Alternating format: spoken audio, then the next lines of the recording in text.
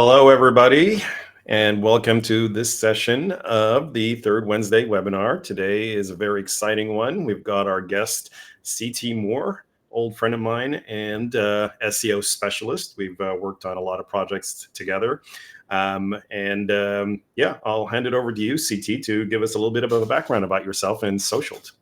Okay. All right. So I've been working in the SEO and content marketing space since about 2006, if I'm going to age myself that transparently. Over that time, I've been in-house. I've worked for agencies, and for about the last 15 years, I've been running Socialed, which is a small consultancy / agency that specializes specifically in SEO and content marketing. It started out focusing on social media, but we pivoted away from that in the first couple of years. And in that time, we've had the opportunity to work with brands that are both multinationals and startups, both local and international, a lot of e-commerce companies. So we've pretty much learned to handle just about every SEO situation that could possibly arise, in most cases anyway. Yeah, and there's a lot of SEO situations coming up these days. I mean, the biggest topic and the topic of today's discussion is SEO in relation to AI, the biggest topic of the year when it comes to anything and everything to do with marketing. There's a lot of acronyms being thrown out there. There's a lot of confusion about what it means. Is the old way still staying? Are the new ways coming in? And what are they? There's AEO, GEO. There is search everywhere optimization, which is the same acronym as search engine optimization. What have been your experiences in the trenches when it comes to SEO these days? Well, I think as far as the AI thing goes, the biggest frustration is no one's really settled on a nomenclature, right? So there's still a lot of acronyms getting thrown around. Let's get some of those out of the way for those who don't know them. So you got SGE, which is Search Generative Experience. I think that was coined by Google. And it really just talks about, what's also referred to as an AI overview, or as you interact with an LLM, that it's generating results as you talk to it. I'm seeing that thrown around a little bit less and less. The sexiest one lately seems to be GEO, so Generative Engine Optimization. Mm-hmm. So really, it's just SEO for an LLM chat session. But I think AI SEO, that's kind of fallen to the wayside. I'm not seeing that as much, but they're all pretty much, the same thing. We just haven't figured out how to describe it yet. Something I see people referring to a lot more is optimizing for visibility. So AI pulls from so many different sources, not just from websites, not just, right there in the SERPs, but they'll also be looking at social media content and stuff like that. So I guess maybe that's the next one we're going to be talking about, VEO, Visibility Engine Optimization. I don't know. But I think VEO is already a trademark term, so maybe it won't happen. Yeah, I'd say, there's also answer engine optimization, which is another one in there. So there's a lot of these weird names coming out. No one's settled on anything. And funnily enough, social media has become very important for any of these acronyms and anything to do with LLMs, because what was it? Reddit seems to be the most cited source. Reddit and then Quora. Reddit, Quora, and it's even beating out Wikipedia in a lot of cases. I've seen stats on that.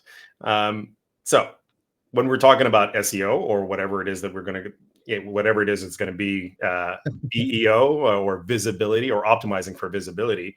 What are some of the strategies that people are doing right now to get that visibility, to get that reach across different platforms, so that they can get mentioned in AI search? Well, I think before we talk about strategies, we have to talk about goals. And to realize what's a realistic goal, you have to understand how the ecosystems change. So a couple interesting stats, one from April 2025, so only a few months old. Apparently AI overview, so that's just right there in the SERPs, we're not even talking about ChatGPT, has reduced click-through rates from the organic search results by 34.5%. So that's a third of clicks that are not happening. Now, those are overwhelmingly happening on informational keywords, so much less transactional keywords.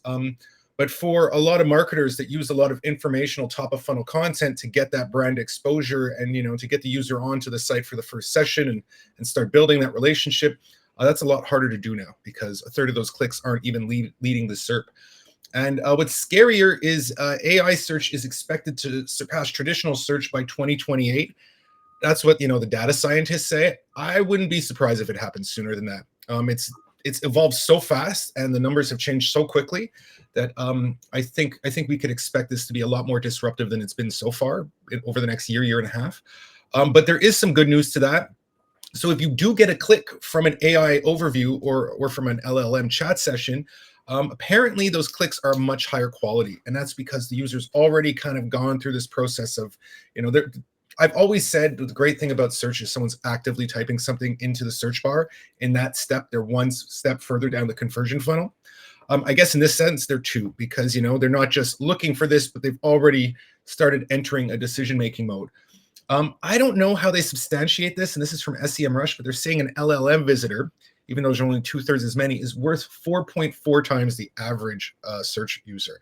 Mm-hmm. They're not very clear on how they quantify that, but I'm not sure what the worth is. I'm sure it's not at transaction value, so that remains to be quantified. But so that's kind of the challenge and opportunity we're looking at. So when you want to talk about strategies, you got to have to set those goals around those expectations of what you can expect to happen from the search results. So it's not just about ranking organically. It's not just about being in the AI overview, but it's about being a trusted citation source for these LLMs. And the good news is, at least ChatGPT anyway, half of the citation links it shows point to business or service sites. So they're actually not, as much as LLMs love Quora and Reddit, half of the sources they provide are going to be a business or a service site. So I guess really the strategy is to make sure that you're definitely one of those sites. So now, the old way of doing this was to create content and across the top of the funnel, middle of funnel, bottom of funnel, and have a content and editorial that appeals, that has a distribution across those. With LLMs now not necessarily pointing towards top of funnel content, or let's say are using the top of funnel content to digest and regurgitate to people asking questions, what's the shift there? What is it that people should be doing around their content in itself that will allow them to be cited as a credible source or a point of authority? All right, so I'm going to take a step back there. So I challenge anyone who's watching this to Google these words. SEO is dead, long live SEO.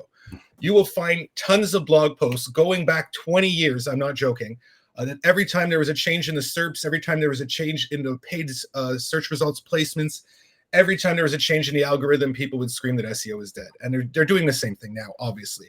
And this is probably a much more disruptive and cataclysmic shift to search than we've ever seen before. But here's my hypothesis, if you will. Not much has changed. SEO is still SEO. It's the interface that changed.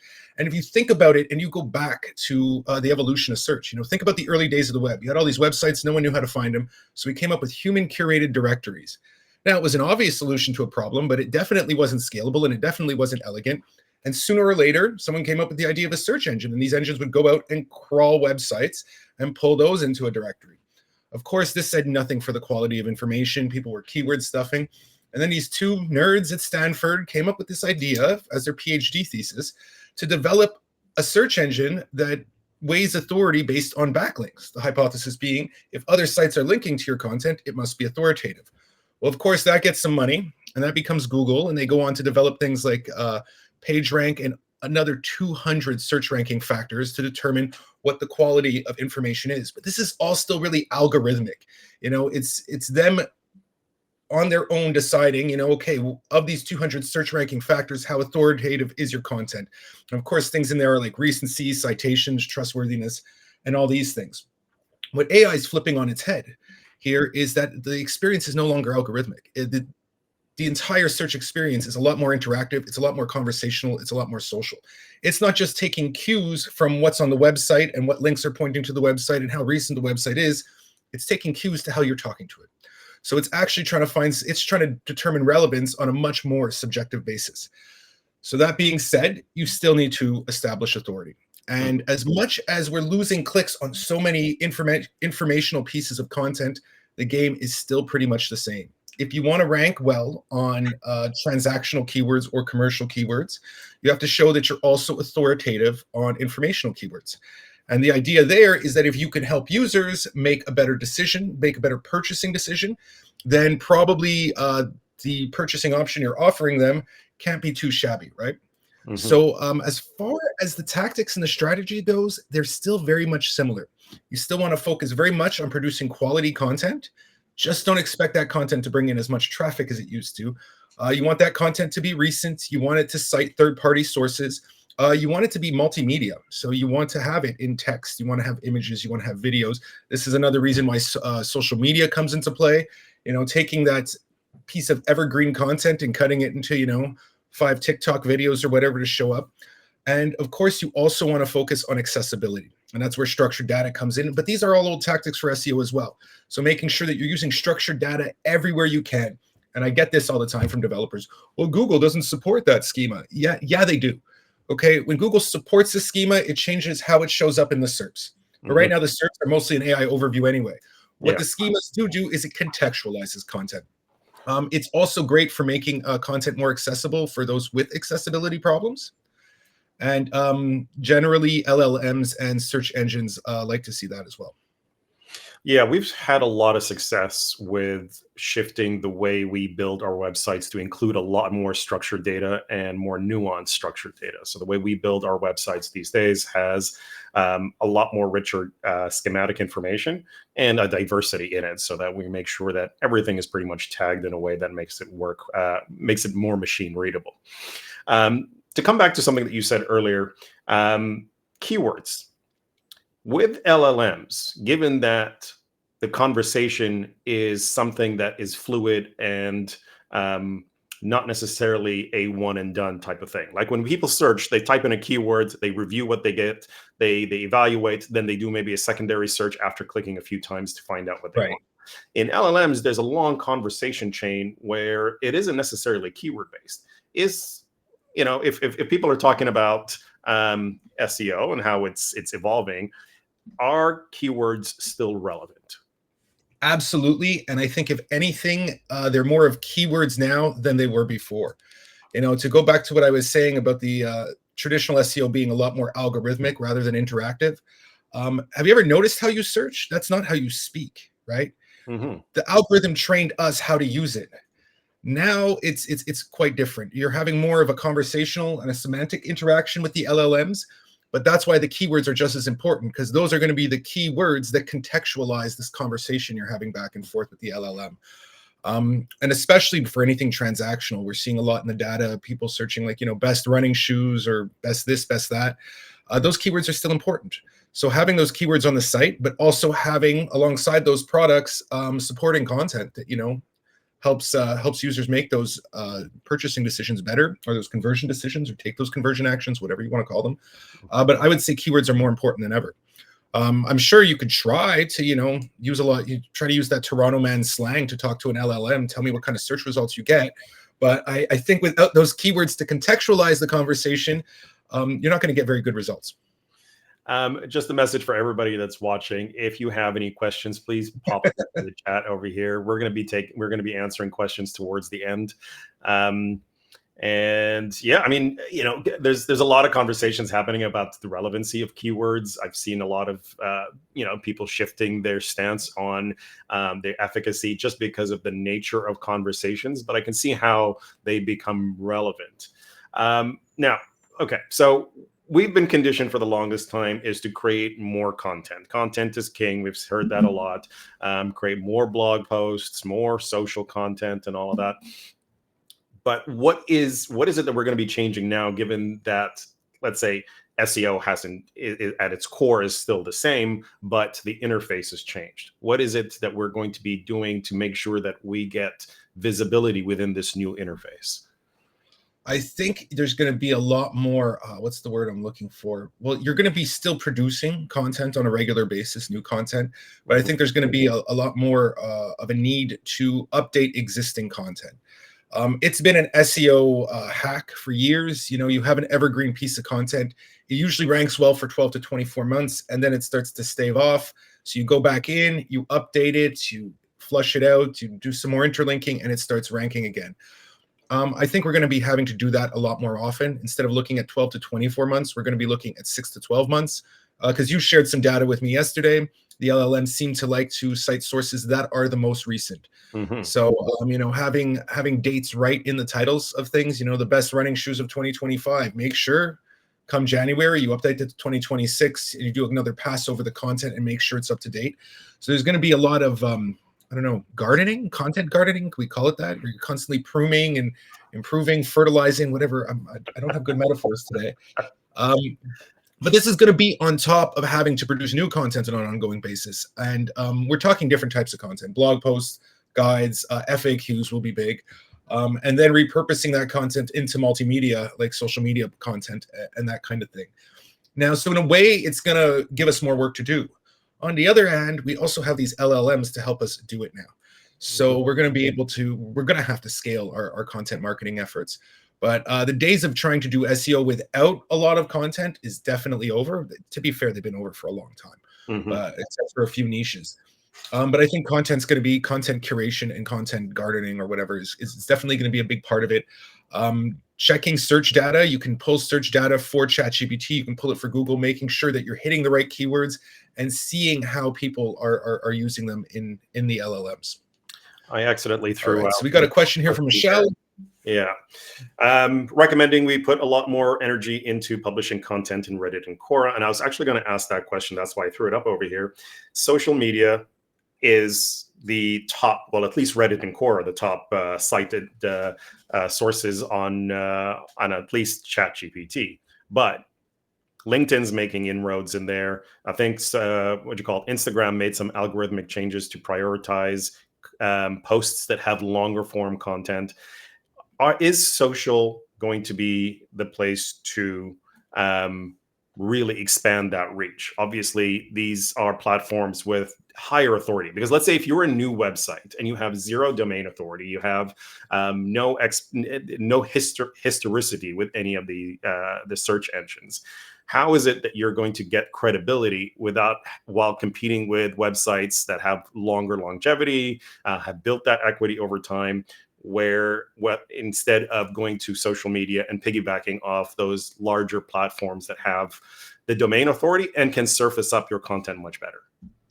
That's a great question, because we're still unclear of how the AI search algorithms are weighting authority. Like, we know it likes recency, but we also know they were trained heavily on Reddit and Quora. That's why those seem to factor in so much now. My guess is that's going to change over the next year or two. For now, it's important. But I would say definitely make sure your own house is in order first. Make sure you have your staple and evergreen content. Make sure you're producing regular content on your site, and then share that content where it makes sense, or repurpose it for other platforms where it makes sense. I'm a big proponent of taking listicle blog posts and turning them into video scripts.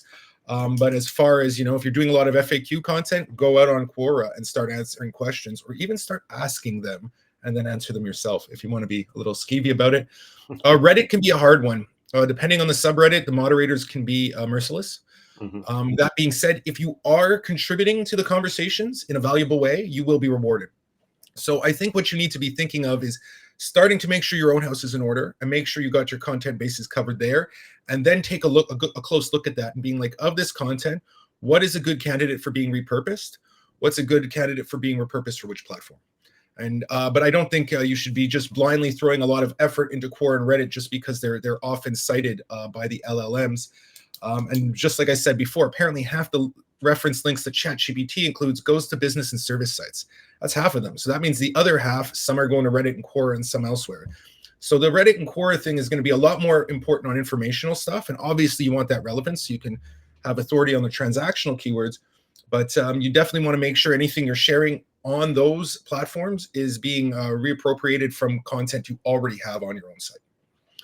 Now, we talked a lot about repurposing, and that seems to be the word of the day, really.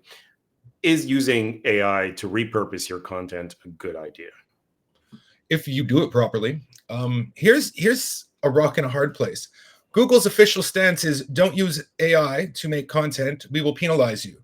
And then Google Gemini says, hey, you should use Google Gemini to make content for your website. Google loves to gaslight. They've been doing it for years. They tell you there's things they don't like doing because they haven't found a way to patch that chink in its armor of the algorithm. And I think this is one of those. So it's probably going to be the same thing when Google said, yeah, we could read JavaScript. We swear they couldn't read JavaScript for another 5 years. Well, not in any meaningful way. So I think what you got to do is you can't just hand a piece of content over to AI and say, repurpose this for me. I think you got to be using these LLMs the same way an online shopper or some other user would, in a conversational way, and work through the content. So, I have a lot of clients, they like to be like, okay, give me a brief for this blog post, and it spits something out, and they're like, great, write it. And you end up with a 660 word post that's complete drivel. I think the section is to really, almost have a brainstorm work session with the LLM, go section by section. And I think if you're repurposing that way, and you can tell what's good content and bad content. So if the LLM is spitting out something that isn't quite good, you still got to put in some effort. These LLMs haven't replaced content production. They've saved us some time, but I still find the process to be very collaborative with the LLM, as well as intensive if you want a good result. But yeah, I think there's a lot of opportunity to use these LLMs to repurpose our content, but we just have to be involved. We can't be like, just like sales guys often do. They just throw it into the LLM and whatever it spits out is good with them. That's not going to work with the search algorithms, either on the LLM or the traditional side. Yeah, we've had a lot of success creating custom GPTs or custom gems where we've trained them on brand voice and do's and don'ts and narrative structure and writing frameworks to be able to kind of get what we want out of it. There's always the hallmark words that LLMs use, like delve and crucial. And in a fast-paced world, in some whatever landscape, this is something that's crucial. We've all heard it. And things like using overuses of M dash and all of that. In saying that, there is an opportunity to be able to use LLMs to repurpose content if you are able to train it right. So the way we look at it is, if you were to train an intern on what exactly you want, you would hand them a branding document, you would hand them, guidelines, you'd hand them over do's and don'ts, and there would be like checks and balances. And at the end of the day, you become the editors, right? So you give it an idea and a direction to go, but based on solid frameworks of what your brand is about. And then it can get you 80% of the way. The final 20%, like any editor would do, would be just kind of cleaning up things, adding citations, making sure things really make sense and flow and all of that. I think that's the perfect analogy, especially the intern thing, because you do got to train these gems or these GPTs. The most successful ones I've trained have been when we've been doing content for a client for 3, 5, or 7 years. So we already have a body of content that was written by a human and has the brand voice bang on. And that thing starts spitting out content almost identical to how I write right away. If you're starting from scratch, though, you're still going to have to do the human work and develop your brand guidelines, develop your style guide. The first few pieces you might want to write them by hand and train the LLM on that. But yeah, it's like you see, that's why so many companies have a turnover problem. They bring people in, they don't train them properly, and then they're out the door in 3 months. You do got to spend that time with your language models. Okay, we've only got a few minutes left, and I wanted to take some questions from the audience over here. We got a question from Sanjay. Which SEO investments today will compound most in 2026 plus? Which will fade? This is a great question, Sanjay. Okay, yeah, I'll just check my crystal ball here. I think content that you are strategically repurposing is going to compound the best. So when you're making a content decision, ask yourself, can this piece of content be repurposed? And if it can, how is it going to be repurposed? That's where you're probably going to get the best bang from your buck. Which will fade the most? I'm going to guess link building. Links, like I said, it was Google's first attempt at trying to attach authority to things and relevance to things. And I think with their other 199 search ranking factors and the LLMs on top of that, not to say that, it won't be important to have some links, but the days of, having a content light site and just ranking number one with a bunch of links, it's less and less feasible. And also, in terms of getting a return on your investment, link building is incredibly expensive to do. If you have the budget to do a good link building campaign, I would strongly urge you to invest it in, just scaling the hell out of your content. Because if you're generating good content, it will bring in links. Got another question here from Clarence. With product recommendations being prominent in AI overviews, how do you recommend prioritizing page types, PDPs versus blog pages for SEO LLM optimizations? Yeah, so this is interesting. So ChatGPT's shopping search. Now you can do transactions right in ChatGPT, and I'll make sure you send this out in a follow-up email. There's a bunch of things you should be doing to make sure that ChatGPT is going to feature your products. It includes adding a whole bunch of structured data to the site, maintaining a high quality product XML feed, making sure that you're not blocking chatbots from your site, because a lot of Cloudflare loves to do it. But if ChatGPT can't get to your site, it's not going to feature your products. You're going to want to write product copy that's going to match prompts. So make sure that a lot of times, especially if you're sourcing products from different suppliers, they'll often give you a description. Make sure that description is unique and it's going to match how people are going to be shopping for it. Making sure you have a value prop right in your product descriptions. There's a few others. I'll let you send them out to the audience, but that's for the PDPs. So that's the first thing you want to do. So the blog pages are going to be there to establish your informational authority, so you're relevant on the related transactional keywords. But for PDPs, there's going to be a lot of optimization that are pretty standard SEO best practices, like structured data and XML feeds, so that the LLMs can actually access your product inventory. Just like you had, the Google shopping results at the top, that's now happening through AI. So taking the steps to make sure that's optimized. But I would do them both in tandem. Obviously, start with your PDPs. Make sure they're meeting all the best practices, and then start building content around those product themes. Build content that answers questions similar to the prompts that users are using to shop for those products, and that you're optimizing the product descriptions for already. Last question here from Annika. Where do you see PR supporting in this? Oh, that's a good question. I'm not quite sure. I guess it really depends on the type of PR we're talking about. At the end of the day, the LLMs like content that they can scrape. So they do like to look for multimedia content. They do like to look for social media content.